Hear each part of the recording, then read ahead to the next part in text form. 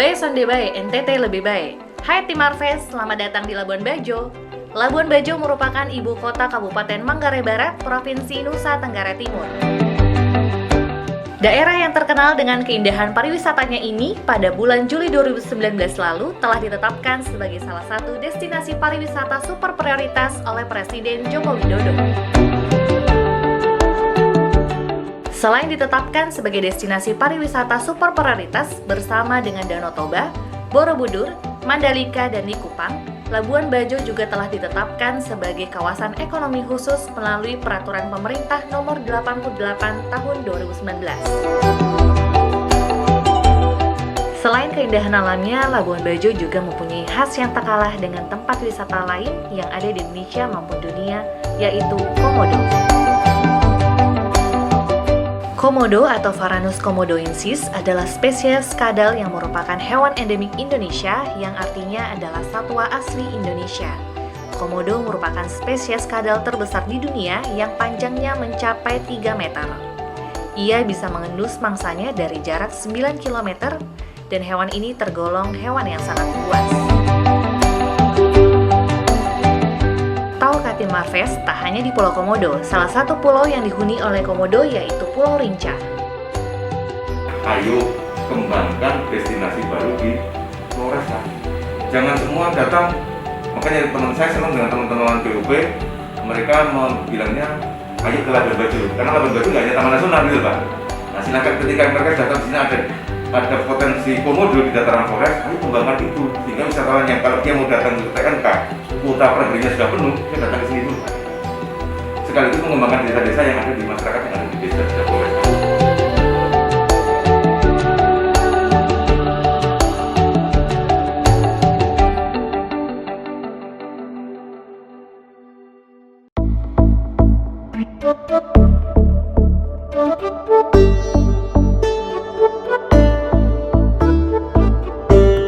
Kawasan Labuan Bajo ini terdapat banyak pulau-pulau yang menjadi bagian kawasan Taman Nasional ini, yaitu Pulau Padar. Pulau yang menjadi salah satu perhatian para wisatawan ini merupakan pulau terbesar ketiga yang ada di Labuan Bajo. Di sekitar Pulau Padar ini kamu akan disuguhkan pemandangan pantai pasir putih yang terhampar mengelilingi pulau dengan hamparan bukit yang menjulang tinggi.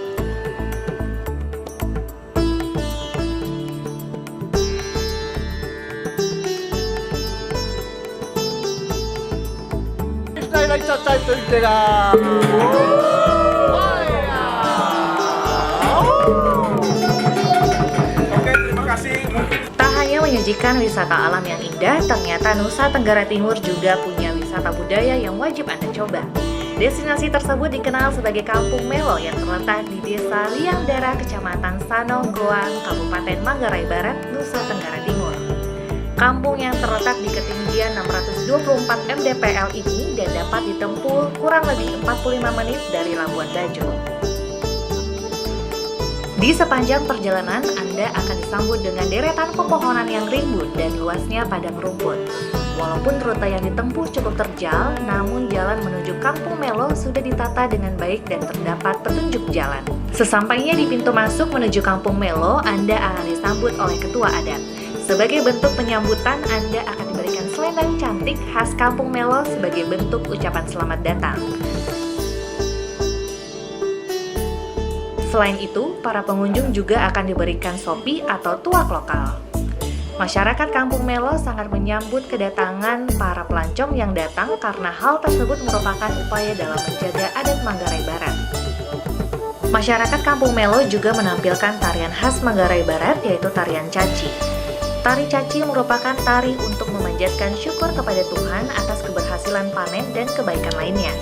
Para pemuda dengan memakai cambuk akan menari sambil mencambuk satu sama lain sesuai dengan iringan lagu.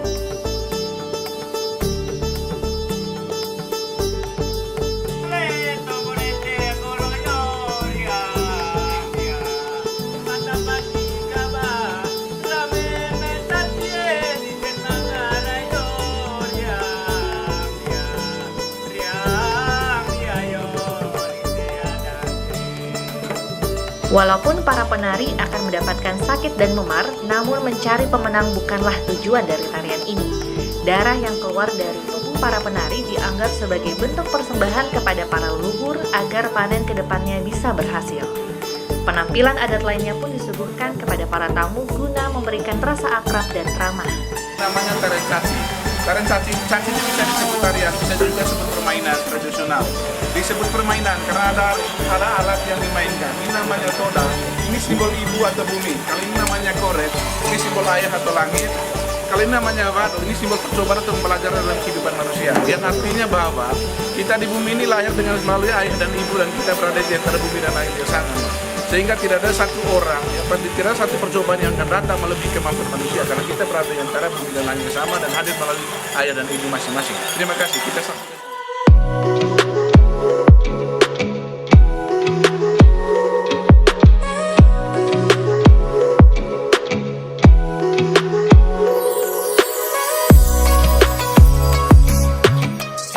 Salah satu ekonomi kreatif yang ada di Labuan Bajo yaitu tenun khas Manggarai Barat. Pembuatan kain tenun khas Manggarai Barat ini bisa kamu lihat pembuatannya secara langsung di Kampung Lembor yang merupakan salah satu kecamatan di Labuan Bajo. Perjalanan ke Kampung Lembor ini kamu akan disuguhkan pemandangan ladang sawah yang cukup luas yang dikelilingi oleh hamparan bukit.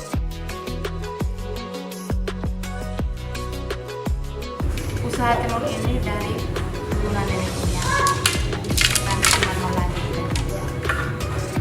Dari dulu tenun ini cuma satu warna, dasar hitam.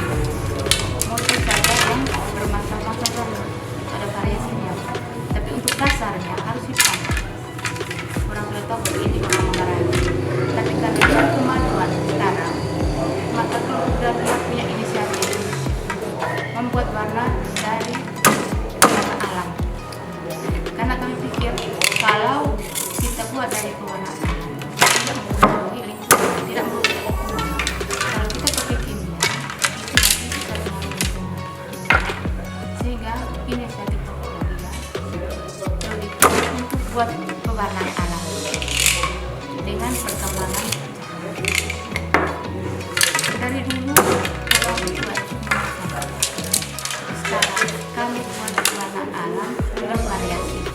Karena satu warna, bahan bakunya satu dari 3 warna, tergantung dari warna dan spesifikasinya. Ada tabas, kapur, tunjung.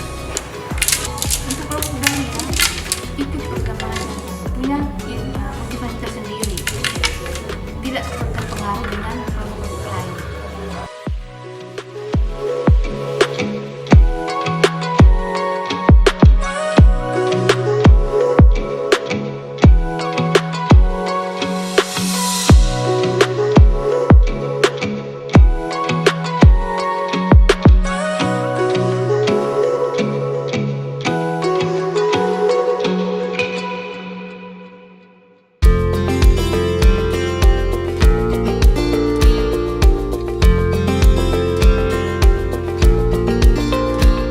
Selain kain tenun, Labuan Bajo juga terkenal akan kopinya.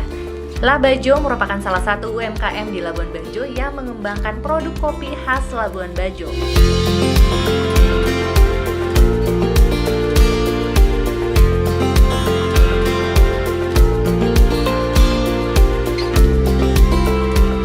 Tak hanya dengan kopinya saja, tetapi UMKM ini juga memproduksi cookies daun kelor dan kue pisang. Produk dari La Bajo ini bisa menjadi rekomendasi wisatawan yang mau membawa oleh-oleh khas Labuan Bajo.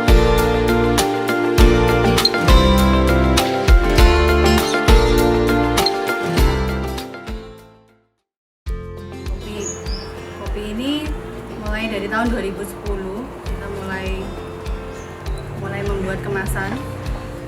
Jadi dengan merek La Bajo semua kita kerjakan sendiri, kita desain sendiri. Terus berawal dari kopi bubuk. Awalnya kita masukkan kopi bubuk ini, 2 produk ini kita buat kopi Arabica Premium dengan yang Robusta Arabica. Kemudian kita pasarkan ke supermarket di Labuan Bajo dan ternyata responnya bagus dan ternyata diminati sebagai oleh-oleh oleh wisatawan. Jadi akhirnya kita mulai mencoba untuk membuat variasi lain selain kopi bubuk, ada juga kopi biji dalam kemasan kaleng seperti ini. Jadi Jadi kopi biji kita ada 4 varian, ada Robusta, Arabica, Delocatura dan Julia. Jadi Julia ini kopi yang khas Flores, yang hanya ada di Flores gitu, dan harganya cukup lumayan banyak peminatnya juga. Kita juga membuat bubuk cookies. Jadi awalnya kita membuat banana di sini, banana cake. Kemudian dari sini saya ikutkan lomba Master Oleh-oleh Blueprint, kemudian mendapat juara pertama provinsi NTT. Kemudian dari banana cake ini saya mencoba membuat versi cookiesnya, versi keringnya, yang lebih cocok untuk oleh-oleh karena kan lebih tahan lama. Nah, COVID ini terus terang penjualan kita sangat drop sekali ya, sangat turun sekali. Kalau istilahnya bisa sampai hanya sekitar 10% saja dari sebelum COVID. Setelah Pak Jokowi bilang new normal kembali, nah, itu sudah bisa mulai lumayan lah. Sekarang sudah mulai pelan-pelan mulai naik. Jadi selama corona kita bereksperimen lah, kira-kira produk apa sih yang bisa dijual yang lebih terjangkau untuk orang-orang lokal. Karena kan sekarang wisatawannya itu lebih ke lokal. Kalau sebelumnya untuk membeli yang kemasan ya, ini mungkin agak mahal, jadi kemasan yang cup ini lebih terjangkau dan lebih praktis. Itu kita juga akhir-akhir ini kita terpilih sebagai 100 food startup, 100 besar mimpi food startup Indonesia. Kopi, kain tenun, dan oleh-oleh lainnya bisa kamu temukan di Komodo Gift Shop ini. Ibu Candy yang merupakan owner dari toko oleh-oleh sekaligus ketua Akunitas atau Asosiasi Kelompok Usaha Unitas Manggarai Barat mengembangkan oleh-oleh khas Labuan Bajo ini sampai ke mancanegara.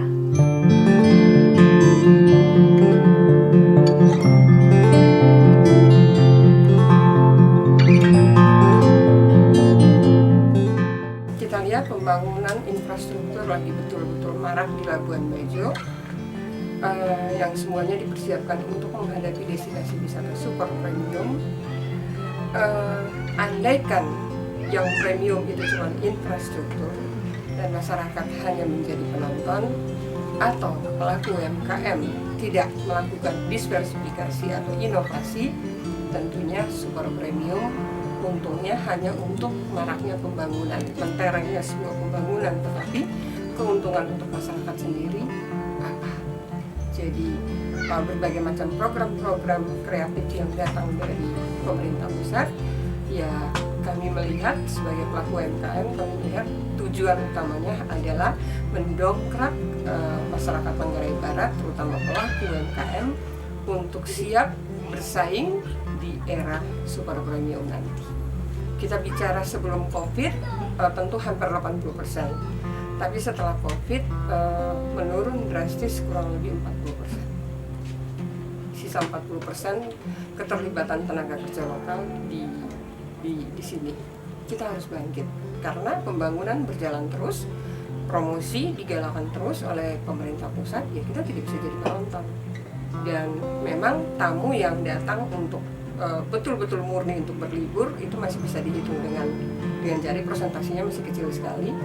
Tetapi tidak bisa kita pungkiri infus yang datang dari pusat itu besar. Berbagai macam kegiatan-kegiatan dari pusat itu dipusatkan di Labuan Bajo, dan itu jelas menguntungkan masyarakat, menguntungkan pelaku UMKM. Jadi kita tidak bisa stuck untuk produksi, kita harus tetap produksi walaupun mungkin skalanya lebih kecil. Pemerintah, kalau saya bicara dari pemerintah pusat jelas dukungannya, supportnya sangat luar biasa, sangat besar. Dengan sendirinya seperti yang saya sampaikan tadi, berbagai kegiatan dilakukan di Labuan Bajo otomatis akan mendongkrak pelaku wisata, khususnya pelaku ekonomi kreatif. Pasti pemerintah provinsi pun kurang lebih seperti itu. Pemerintah daerah ya mungkin saat ini karena kita dengar, kita tahu bahwa hampir semua kegiatan itu dipangkas ya, sehingga ya otomatis memang kelihatannya kita memang lebih banyak tergantung dari pusat. Jadi Labuan Bajo ini kan belum lama ya menjadi kabupaten, dan kita juga setelah Sel Komodo baru kita mulai ya boleh dikatakan kita mulai memperhatikan hal-hal yang berkaitan dengan keuntungan daerah ini. Dan terlebih lagi setelah Pak Jokowi menetapkan daerah ini sebagai super prioritas dulu ya. Setelah super prioritas baru super premium. Nah itu baru kita kaget bahwa kita tidak bisa terus-terus seperti begini, ya kan, kita harus bisa melakukan sesuatu. Harapan saya berbicara sebagai pelaku, ya saya pelaku bukan sebagai ketua komunitas. Kita di sini tidak saja pelatihan yang kita butuhkan, tapi pendampingan. Iya.